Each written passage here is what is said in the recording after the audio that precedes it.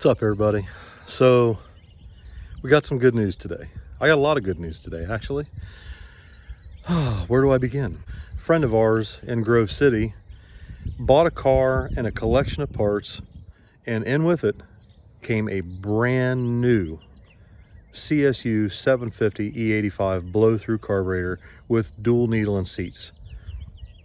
The creme de la creme. But I got to go pick it up. We got to go make sure it is what it's supposed to be. He bought it as a pig in a poke. Who knows what it is, but he claims it's supposed to be a brand new CSU 750. So let's go check it out.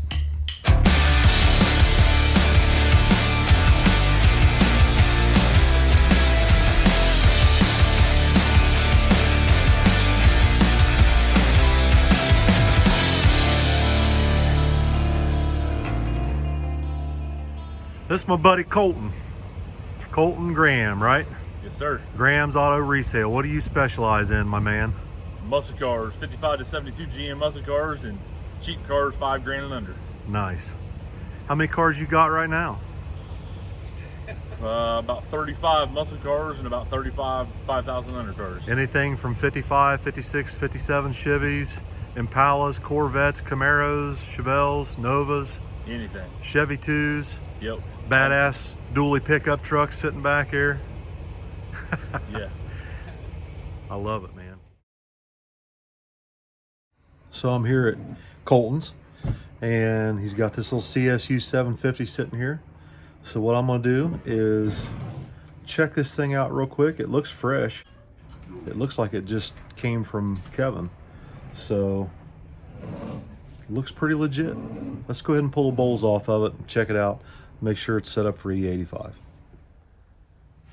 All right, so we've got the front bowl off. We can see the front jets and the boost reference power valve here in the front, brand new, clean inside, never had fuel in it. And judging by the jet sizes, it's definitely an E85 carburetor. The base plate is solid. It's never been bolted on an engine. We've got the rear bowl off here now. You can see the jet extensions and the extension on the rear boost reference power valve. The floats are set perfectly. The float drop looks good. Squirters are definitely the size that would be required for E85. And judging by the air bleed package that's been installed in the main body and the boosters, and of course the jetting, I would say this is legitimately a CSU carburetor built by Kevin Van Oy. No question about it. This thing is legit. And for the price, I can't pass it up. Where are you at? Grove City, Ohio, right? Grove City, Ohio. You got a phone number?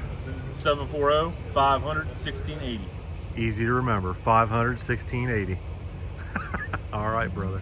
Thanks for the deal on the carburetor, bub. Yes, sir.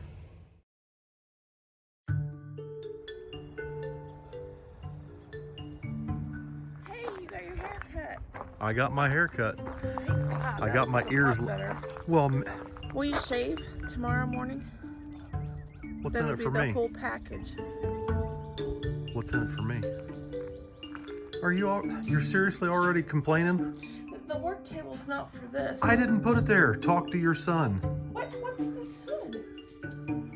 Talk to your son. I have good news. We don't have to make that trip. Oh, Austin from Lucor is going to go for us. He's No leaving way. tonight. that's crazy. But we need to put a care package together for the guy we're buying the engine from. Oh. What time's the guy leaving?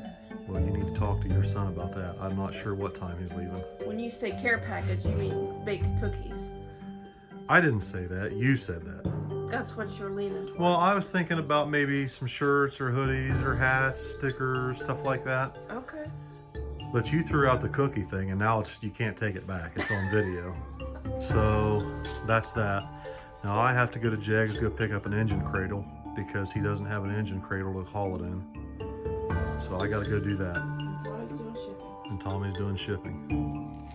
Did you? No, you didn't. They're still sitting here. You gotta take these. I will, for crying out loud. Tommy, can you print labels for these boxes right here? No, they have to be weighed. He can weigh them. I need the addresses and names. I'll get it to you right now. So we stayed out late in the shop last night till about 3 o'clock in the morning. Me, Billy, and Tommy. We pulled the turbos and the headers off the engine, pulled the transmission out of it, pulled the engine out, pulled the heads off of it, and boy, do we have a mess to clean up. But the good news is the cylinder heads are going to live to see another day, and the transmission is okay, but it needs to go back up to Vickers for a freshen up. So I've got some good news. Mike Qualley, you might know him as the Mutt. He's from Minnesota, almost North Dakota. Mike Qualley, as soon as he heard that we had blown up the engine in Billy's truck, sent us a message. Just so happens that Mike and his son have a incredible, badass 400 cubic inch small block Chevrolet for sale. The only problem is Mike Qualley's in Minnesota, almost to North Dakota. The engine's 15 hours away, one way. With everything we've got going on this week, we really don't have time to go clear to Minnesota and back to pick up this engine. But a good friend of ours from Lucor Automotive, Austin with Lucor, the guy that did the alignment on the 55 Chevy, stepped up to the plate. Austin is going to drive 15 hours one way, all the way to Minnesota, pick up this engine for us, and bring it straight back here so we can start putting it in the truck. But to get it here, I had to run into Jegs, see my buddy Craig Michaels, store manager, 11th Avenue. I had to get a cradle and an engine stand. My man got me taken care of, didn't you? Didn't have to order today. That's awesome. This is my buddy Craig Michaels, Mr. Mopar. Jegs manager, how many years? 25. 25 years. Been with the company 28. Have you really? Uh-huh. You've been here ever since I've been coming here, brother. Well, I remember you when we were both young. Oh, don't tell anybody. Thank you, Mr. Craig. You're welcome, Bill. Appreciate you, brother. Thank you. We'll see you next time. By the time I got back to the shop, Kenny had made it there, and he'd been working on the S10. What's going on, Kenny Powers? Not much. You been douching on that truck out there? Take a look at it. I did something I've been wanting to do for 3 years. What's that? Painted the frame. Uh-oh. How in the hell did you paint the frame? It was covered in oil. I cleaned it. Holy crap. No more rust. No more oil. How in the hell did you get it that clean? Clean enough to paint it. 5 times. Holy shit, Kenny. Thank you, man. That's awesome. So I told Billy, wait till you work on it now. It's all nice and clean. Holy smokes. He's going to shit a chicken. Excellent. Well, let's go get this cradle put together so we can send this guy off to get this engine.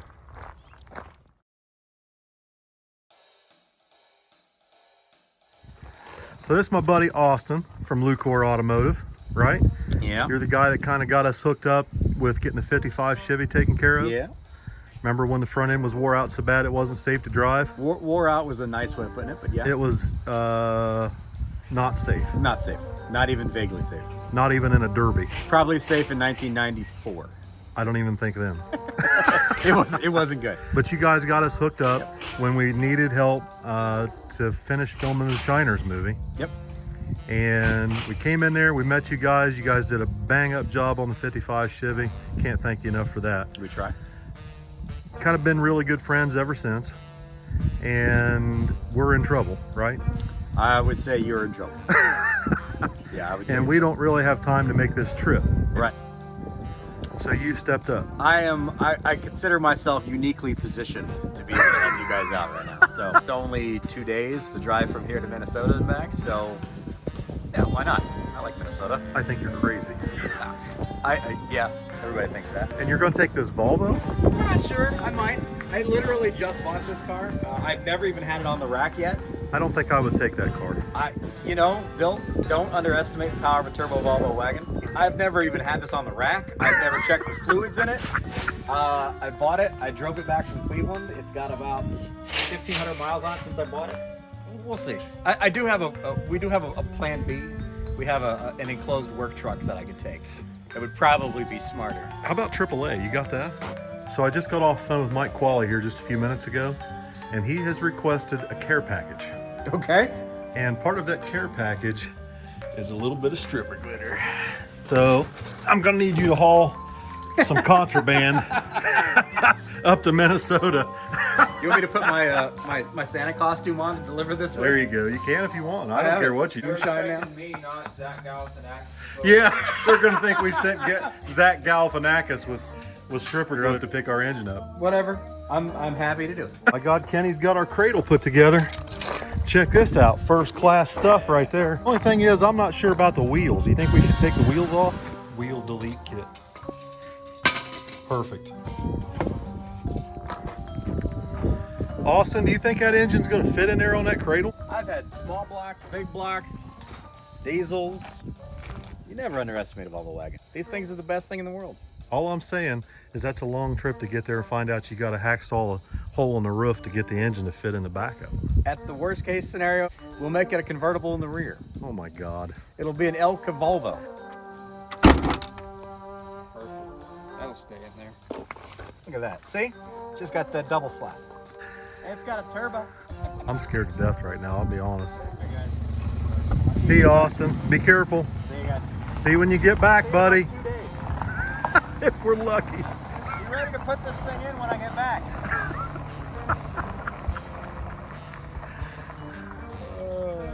He's crazier than a shithouse rat. Kind of scared. Nah, I don't like it. All right, guys. So Austin's out. He is headed to Mike Qualley's place in Minnesota to pick up the new Bullet for the S10. Now, really excited. This engine that Mike Qualley has literally has everything in it that we've ever wanted in a built small block Chevy. Calais Dragon Slayer crank, Oliver forged billet connecting rods, 18-degree heads that are fully ported, CNC ported heads, shaft rockers, belt-driven camshaft. It has the best of the best parts, honestly. You know, maybe the cylinder heads could have been a little bit better for it, but I mean, they're God's plenty for what we're doing. So tomorrow I plan on taking the Power Glide, our Vickers Battle Axe Power Glide. We're going to take it up to see Dion tomorrow and drop it off because as we mentioned in Billy's video that he released tonight, God, that converter stinks to high heaven. That transmission has been hot. I've never experienced this transmission being that hot. I'm not sure what caused that. The only thing that I can say is that we have been pushing the little truck harder and harder and harder every weekend, and it's just been getting faster and faster and faster. We were looking for the edge of what the truck can handle as far as horsepower down track. The suspension modifications that we've made and the wing and a few little minor changes, just little changes, have made a tremendous difference in this truck. It's mile an houring so much better than it ever has. But, you know, when you start putting that much more power to it, you run into other problems. And I think what we did was we ran out of fuel pump, in all honesty. And I think I talked a little bit about that in Billy's video. I went live last night and talked a little bit about it. But what happens is when you lean one out on methanol, You know, the engine is tuned to burn a certain amount of fuel in the cylinders, and when you take half of that fuel away or a portion of that fuel away, your burn rate accelerates.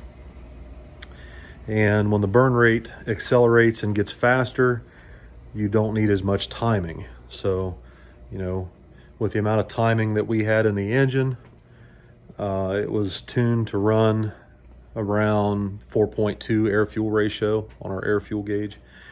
And second round, when Billy turned it up, the truck got to 4.5. We don't like to see it go higher than 4.2, 4.3. And it got to 4.5. Now, the situation is with a little truck, the little truck's kind of like a, how can I explain this? It's like a bloodhound or a hunting dog. They're bred to hunt and track.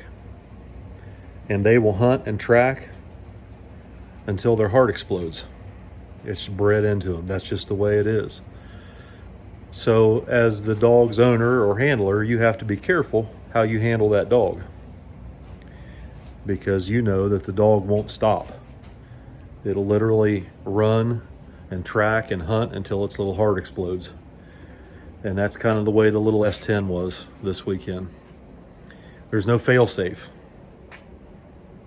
If the air fuel ratio gets out of whack, there's no stopping it. So we lost an engine. The nice thing about not having a lot of electronic sensors and fail-safes is that I don't have to buy sensors. Billy doesn't have to buy sensors. We don't have to rely on sensors to do their job and do it properly. And a failing sensor or a bad signal doesn't cut power and shut the truck down. But the way we run the truck is that I'd say a year or two ago, Billy and I always used to talk about the run, and I would have him watch the video from inside the cab, because we'll always have a GoPro facing the air fuel gauge and the fuel pressure gauge and oil pressure and boost pressure and all that. And we would go over that video together and make sure the tune-up was on point. And we had run that truck for so long without any problems that we got complacent. And we hadn't been doing that, and we hadn't done it in a long time. And Saturday night, second round, when he made that pass, he leaned on it a little bit more, and had he gone back and checked the GoPro footage, he would have seen that the air fuel climbed from 4.2 to 4.5. And that's a clear indication that you're on the edge of your tune-up. Either you're on the edge of what the needle and seats can flow, or your fuel system, or your fuel pump, or your fuel filters, whatever. There's something someplace that's not keeping up. But unfortunately, we hadn't been checking that in a long time, and that's what cost us that little engine. That little engine wasn't done fighting. It wasn't done getting faster. It still had more in it. It had a lot more in it, because in all honesty, it has needed a stator change for months, and we just haven't done it because we've been busy racing on the back end of tracks on just absolute garbage, and we didn't want to tighten the stator up because it would hurt the performance in our tune-up for those races. But, you know, when we went to Marion the other night, that track's not spectacular by any means. It's 120 feet of concrete that's decent, that's actually pretty decent, and then after that, it's old blacktop, and it's hard to get a hold of. So in all honesty, that truck was flying. It was making faster passes at Marion that Saturday night than it had ever made. and more consistent. It wasn't even close to being on edge yet. What got Billy in trouble was that